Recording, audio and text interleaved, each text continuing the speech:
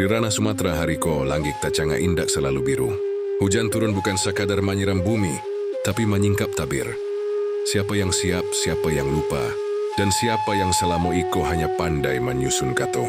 Air naik di Tigo Suduik Ranah, Aceh, Sumatera Utara, Jo Sumatera Barat. Tigo-tigonyo indak samo adatnyo, indak samo caritonyo tapi satu dun sanak, samo-samo diuji. Di Aceh, air membuka luka lama. Banjir jo longsor datang bukan cuma sebagai bencana, tapi sebagai panggilan kenangan. Ranah yang Allah babarujut tsunami kini baraso.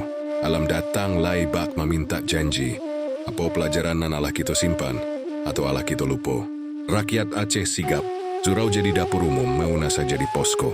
Tapi di siko tampak jelas, trauma belum selesai. Pemulihan indak cukup sekali datang bantuan. Alam indak bisa ditenangkan jo baliho. Dia minta kesungguhan, bukan seremoni. Di Sumatera Utara banjir datang di wilayah padat, di antara beton jo kepentingan. Sungai disempitkan, bukit dipangkas, hutan diperdagangkan.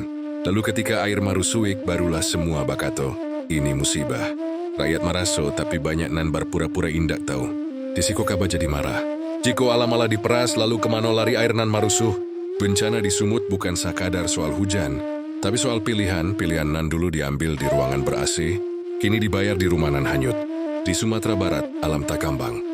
Jadi guru, tapi murid tak mendengar. Di Sumatera Barat ko, banjir jo longsor bagai paradoks. Ranah nan punya falsafah. Tinggi, alam tak kambang jadi guru justru sibuk melawan gurunya sendiri.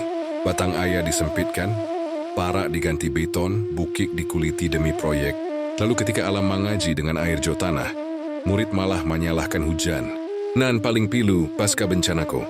Rakyat gotong royong menyapu lumpur. Sementara sebagian wakil rakyat malah menyapu jadwal kunker. Di siko kabai indak bisa diam. Adat basandi syarak basandi kitabullah. Tapi kebijakan basandi kepentingan basandi kekuasaan. Batang tarandam atau nan hanyut.